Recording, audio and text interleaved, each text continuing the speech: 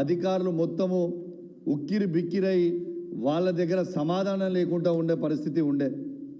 ఇలా ఒక ఉదాహరణ చెప్తా మీకు. నా హుజరాబాద్ నియోజకవర్గంలో కూడా నేను గ్రామ సభలు అటెండ్ అయినా. ఎస్, నేను వేదిక మీద కూర్చోకుండా ప్రజలతోని కూర్చొని, నా హుజరాబాద్ నియోజకవర్గ ప్రజలతోనే కూర్చొని వాళ్ళని ప్రశ్నలు అడుగుతూ ఉంటే అధికారుల దగ్గర జవాబు లేదు. జవాబు లేక వాళ్ళు ఏం చేయాలో అర్థం కాని పరిస్థితిలో ఉన్నారు. ఇలా ఒక్కటే చెప్తా ఉన్నా, నా హుజరాబాద్ నియోజకవర్గంలో ఇంద్రమ్మ ఇండ్లు పేరు మీద ఇలా దాదాపు మీకు చూపిస్తా ఉన్నా. మండలం వైజు హుజరాబాద్ పట్టణంలో 1989 ఎలిజిబుల్ లిస్ట్ ఇచ్చిర్రు. జమ్మికుంట టౌన్లో 2507 ఎలిజిబుల్ లిస్ట్ ఇచ్చిర్రు. హుజరాబాద్లో రూరల్లో 5188కి ఎలిజిబుల్ లిస్ట్ ఇచ్చిర్రు. జమ్మికుంట రూరల్లో 3504 ఎలిజిబుల్ లిస్ట్ ఇచ్చిర్రు. వీణవంకలో 5217 ఎలిజిబుల్ లిస్ట్ ఇచ్చిర్రు. ఇల్లంతకుంట మండలంలో 3402 ఎలిజిబుల్ లిస్ట్ ఇచ్చిర్రు. కమలాపూర్ మండలంలో 8281 ఎలిజిబుల్ లిస్ట్ ఇచ్చిండు. మొత్తం కలిపితే 30,088 ఇండ్లు ఎలిజిబుల్ లిస్ట్ ఇచ్చిర్రు. దాంతోపాటు స్థలం లేకుండా ఎలిజిబుల్ ఉన్న వాళ్ళు 9,188 లిస్ట్ ఇవ్వడం జరిగింది. అంటే ఈ రెండు కలిపితే నా హుజరాబాద్ నియోజకవర్గంలో ప్రజలకి ఎలిజిబుల్ లిస్టు అవసరం ఉన్న ఇల్లు అవసరం ఉన్న పేదవాళ్ళందరూ దాదాపు సుమారు 40,000 మంది హుజరాబాద్ నియోజకవర్గంలో ఉన్నారని స్వయంగా రేవంత్ రెడ్డి గారు కాంగ్రెస్ ప్రభుత్వం ప్రకటించింది. మీకు తెలియజేస్తా ఉన్నాను. దాంట్లో వీళ్ళు ఇచ్చిన ఇల్లు శాచ్యురేషన్ మోడ్ అని చెప్పి వీళ్ళు ఇచ్చిన గ్రామ పంచాయతీలు మండలానికి ఒక గ్రామ పంచాయతీ అలా ఇచ్చిన అన్ని కలిపితే 830 ఇండ్లు మాత్రమే ఇచ్చిండ్రు. అది కూడా ఏంది 830 మాత్రం ఇచ్చిర్రు. నేను హుజరాబాద్ నియోజకవర్గంలో ఉన్న హుజరాబాద్ మండలంలో ఉన్న ధర్మరాజ్పల్లి గ్రామస్తులని మరియు వీణవంక మండలంలో శ్రీరాములపేట గ్రామస్తులని మన జమ్మికుంట మండలంలో ఉన్న గండ్రపల్లి గ్రామస్తులని ఇల్లంతకుంట మండలంలో ఉన్న భోగంపాడు గ్రామస్తులని కమలాపూర్ మండలంలో ఉన్న దేశరాజ్పల్లి గ్రామస్తులందరినీ కూడా జాగ్రత్తగా ఉండమని చెప్తా ఉన్నాను. ఎందుకంటే వీళ్ళు ఇల్లు ఇచ్చిర్రా లేదా అనేది నాకు అర్థం కాని పరిస్థితి ఉంది. ఎందుకంటే మీరు దయచేసి పుసపుసన ఇల్లు కడితే మీ బుడ్డ మునిగే ప్రమాదం ఉంటుంది. తస్మాత్ జాగ్రత్త అని చెప్తా ఉన్నాను. ఇలా వాళ్ళు వచ్చి ఏం చేస్తారు, ఈ పత్రం ఇచ్చిపోతారు ఉట్టిగా. ఈ పత్రంలా ఎవరి సంతకం ఉండదు. కేవలం నామమాత్ర పత్రం ఇచ్చిపోయి నీకు ఇల్లు శాంక్షన్ అయిపోయింది అంటున్నారు. మరి నోట్ ఫైల్ నంబర్ ఏది, ప్రొసీడింగ్ కాపీ ఏది, ఇవన్నిటికీ జవాబు చెప్పరా? అసలు ఎక్కడిచ్చిర్రు? మరి ఇవన్నీ ఎవరి సంతకం లేకుండా పత్రాలు ఇచ్చినప్పుడు మేము ఎట్లా నమ్మాలి ఇది ఎవరిచ్చినట్టు? మరి నా కలెక్టర్ సంతకం లేదు, నా ఆర్డీఓ గారి సంతకం లేదు, నా ఎంఆర్ఓ గారి సంతకం లేదు, నా హౌసింగ్ మంత్రి గారి సంతకం లేదు, నా ముఖ్యమంత్రి గారి సంతకం లేదు. మరి వీళ్ళందరి సంతకాలు లేకపోతే మళ్ళొక్కసారి చెప్తా ఉన్నాను, ఇలా హుజరాబాద్ నియోజకవర్గంలో పంచిన పత్రాలు ఇవి. ఒక పత్రం మీకు శాంపుల్గా చూపిస్తా ఉన్నాను.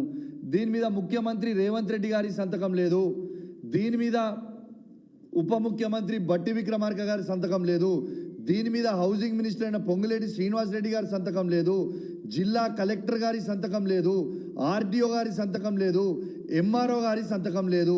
మరి సంతకం లేకుండా ఈ పత్రాలు వంచితే ప్రజలు ఎట్లా నమ్మాలి? మరియు నేను ఒక్కటే అడుగుతా ఉన్నా, ఇలా ఉదాహరణ నా హుజరాబాద్ నియోజకవర్గంలో మీరు 40,000 ఇండ్లు సుమారు ఎలిజిబుల్ లిస్ట్ ఉంటే ఈ తెలంగాణ రాష్ట్ర వ్యాప్తంగా యావరేజ్ ఇదే 40,000 కింద వేసుకుంటే తెలంగాణ రాష్ట్రంలో 119 నియోజకవర్గాలలో దాదాపు 50 లక్షల మందికి ఇల్లు ఇవ్వాల్సిన అవసరం ఉంటుంది. మరి 50 లక్షల మందికి మీరు ఎప్పుడు ఇస్తారు? మీ మేనిఫెస్టోలో ఎక్కడ కూడా మీ మేనిఫెస్టోలో ఇలా మండలానికి ఒక్కటే ఊర్లో వంచుతామని మీరు చెప్పలేదే.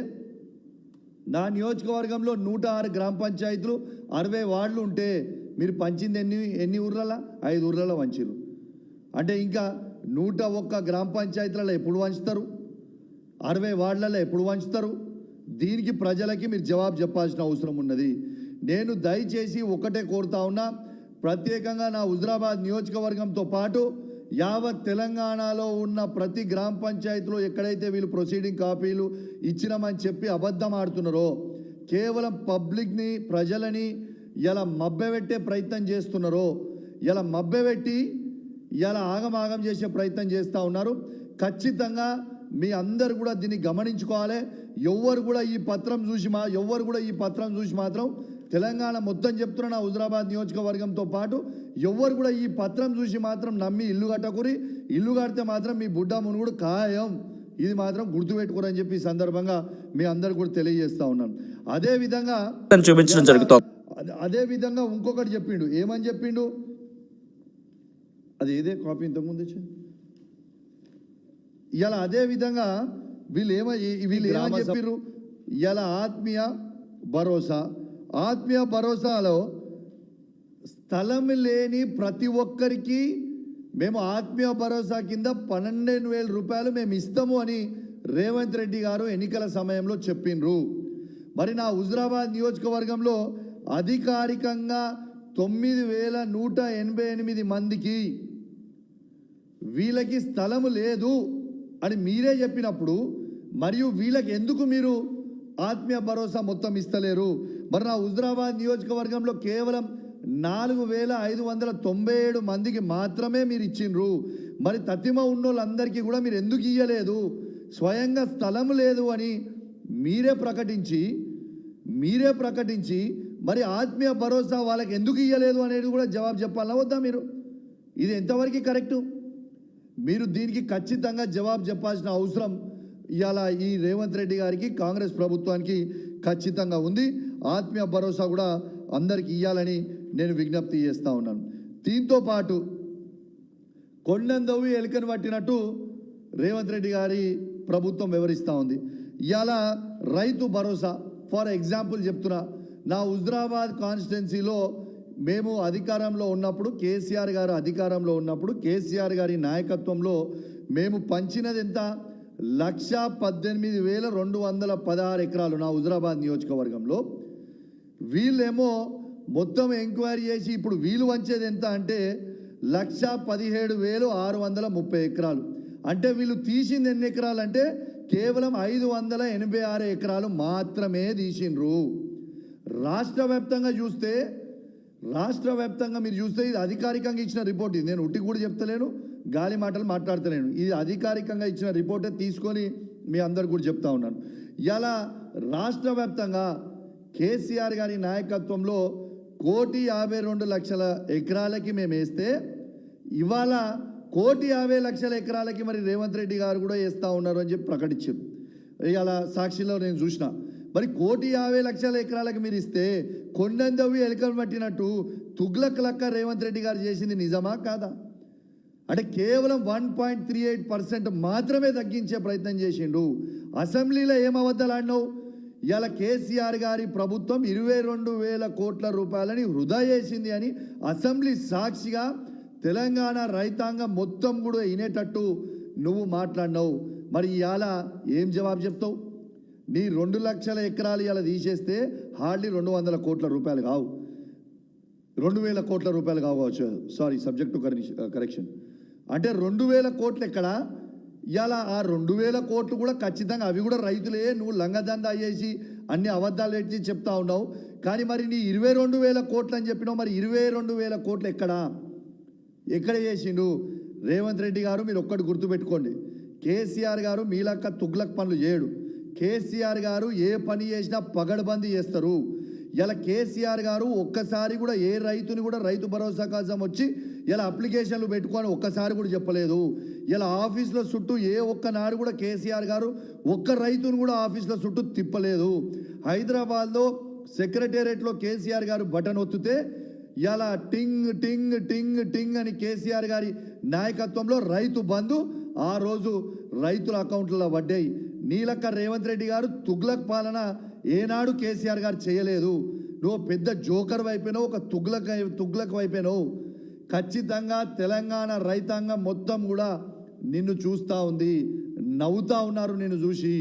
అసలు నువ్వు ఏం చెప్తున్నావు, నువ్వు చెప్పేదేంది, నువ్వు చేసేదేంది అని ఇలా పబ్లికే నవ్వుతా ఉన్నారు.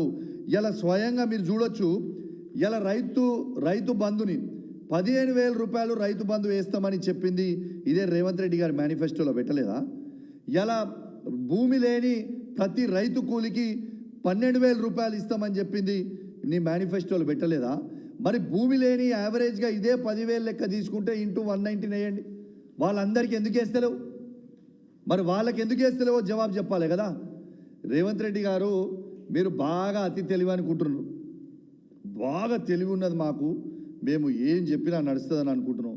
కానీ ప్రజలు నిన్ను చూసుకొని చీచీ అని కొడుతున్నారు. నిన్ను ప్రజాపాలన అనే పరిస్థితి అంటలేరు. ఇది ప్రజలందరూ కూడా ఏమంటున్నారు అంటే నీ మీద ఉంచేసే పాలన నడుస్తుంది అని అంటున్నారు.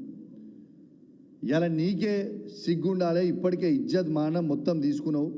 ఇకనన్నా అబద్ధాలు చెప్పుడు బంద్ చేయి, ఇజ్జత్ పోతుందని చెప్పి ఈ సందర్భంగా తెలియజేస్తా ఉన్నాను. ఇక ఇంకొకటి పెద్ద ఇలా రియాలిటీ షో అయినట్టు ఇవాళ ఇంకొకటి చాలా పెద్దగా అయింది. ప్రెస్ మిత్రులందరూ కూడా దీన్ని ప్రత్యేకంగా కవర్ చేయాలి, మీరు కూడా గమనించాలని విజ్ఞప్తి చేస్తూ ఉన్నాను. ఇవాళ రేవంత్ రెడ్డి గారి నాయకత్వంలో సునీల్ కన్గోల్ గారు మా 10 మంది ఎమ్మెల్యేలని బీఆర్ఎస్ పార్టీ నుంచి కోట్ల రూపాయలు ఇచ్చి కొనుగోలు చేయగలిగిండు. కానీ ఇదే సునీల్ కన్గోల్ గారు మాత్రం రేవంత్ రెడ్డి గారు చెప్తే తెలంగాణ కాంగ్రెస్లో ఏ పాలన బాగుందని ట్వీట్ చేపిస్తే, ఇవాళ ఏ పాలన బాగుందని ట్వీట్ చేయిస్తే దాదాపు